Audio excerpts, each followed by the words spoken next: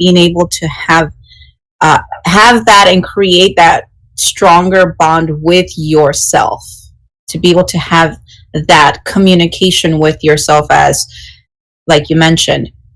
How many times have you found yourself with someone that's in your program, one of your students or one of your participants, that you ask that question of like, well, what do you want?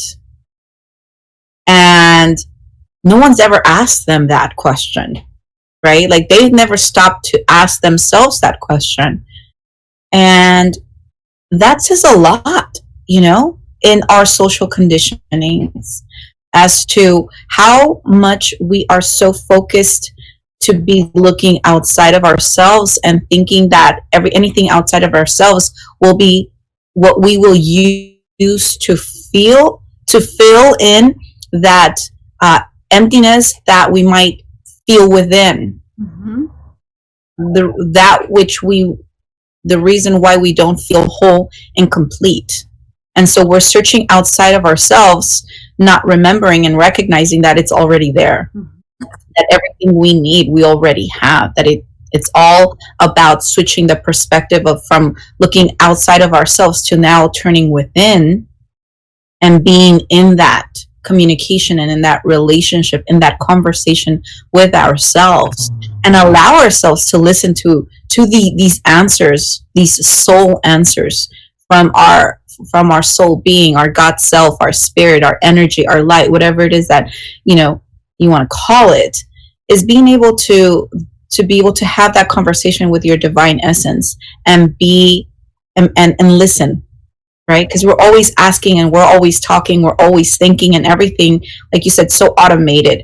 And the moment that we're able to quiet the mind and truly be with ourselves and connect with ourselves, and ask ourselves, like, hey, like, what makes me happy? And who am I? Right? Starting from there, like, who am I? What do I want? What do I desire? What would I like to experience, and the time left that I have on this planet, what does that look like? Well, what would I like it to be? What is that dream? And again, it's more of, and it's not having to do with, creating, like one of the conversations we had prior to this interview is, it's not about building a vision board. It's not about creating affirmations or doing manifestations. It goes deeper. It goes deeper than that. So can you share what that looks like? What does your Dream Builder program look like for a person that would be interested in participating on your next one? I know it's a 90-day program, correct? That's right. So what does that look like? Well, there's 12 weeks, right? In essence, it's 12 weeks. So there's a lot of, the most important thing, and to start with, is that this is for all people, right? Mm-hmm. People who are spiritual, non-spiritual, but it's like, that's not where they are in their spirituality, because every time I do this over and over again, and I continue to expand and grow and strengthen. But at the same time, I don't want to limit it. I want to make it available to everybody, because I believe that every single one of us has a dream. Yes. Right? We all have a dream. So the thing is that's a very first step, right? Because it's dream building, right? You're laying the foundation, right? Mm-hmm. So step by step, we start first, with what is that? Let's call it forward. Let's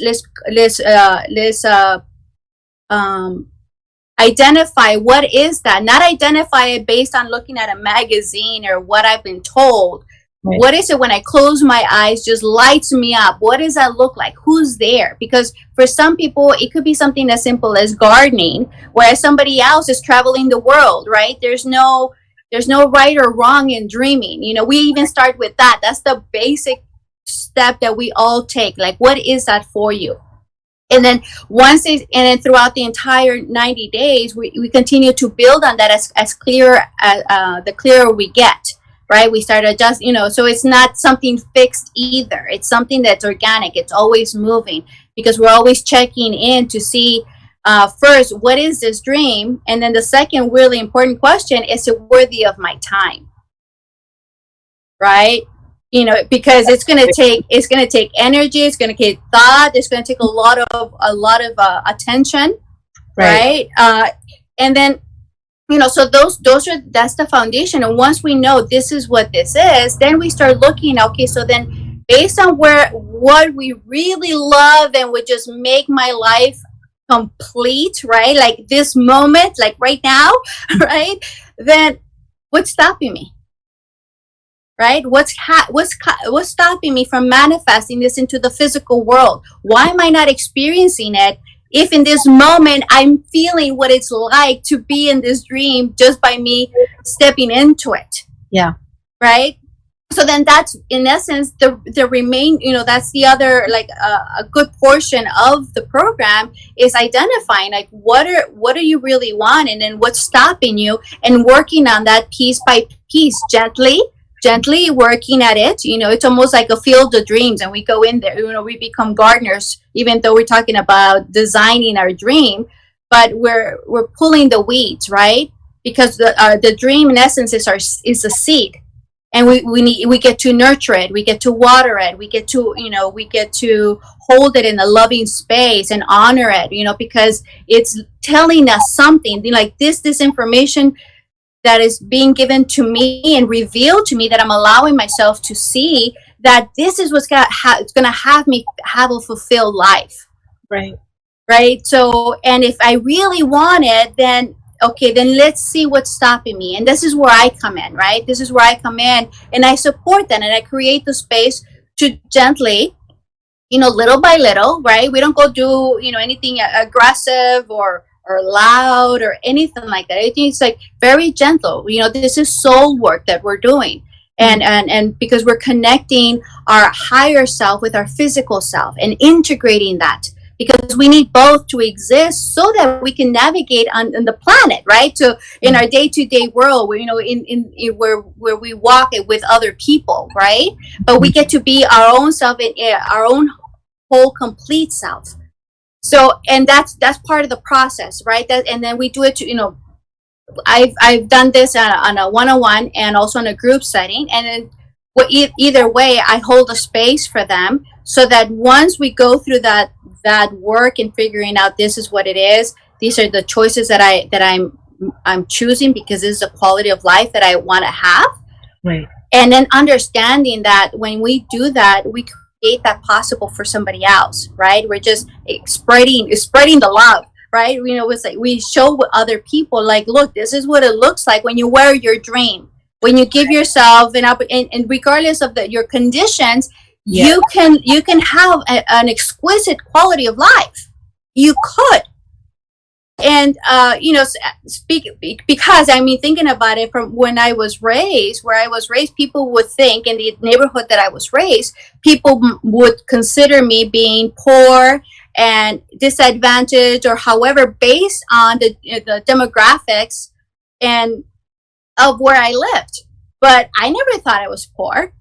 Right. I played, I had food, I had shelter, you know, so like that's the mindset, you know, it's just that is possible in spite of the conditions. You know, it happened then, it could happen now. And then even now in this time, you know, with the COVID that's going on, you know, it's like it just became really important for me to take that next step, right? And to obviously create for you to invite me here, so that we could start, you know, creating it, right? And sharing it, and to be that bridge, because it is possible. It is possible to do that. And then by the time, you know, we're down in the program, you know, we just get clear. This is what it is. This is what it is. We're clear. And then now we go on and we have an opportunity to do it over and over again, because this gets to be a practice, you know, because you know, in 90 days, for some of us, it's the first time we ever do it. So we just do it over and over again, you know, to continue to be practicing it, so that it could become, so that we could reinforce it and continue building on it, like, you know, like the foundation, you know, the second floor, the third floor, the fourth floor, whatever that might be, you know, there's no limit to it.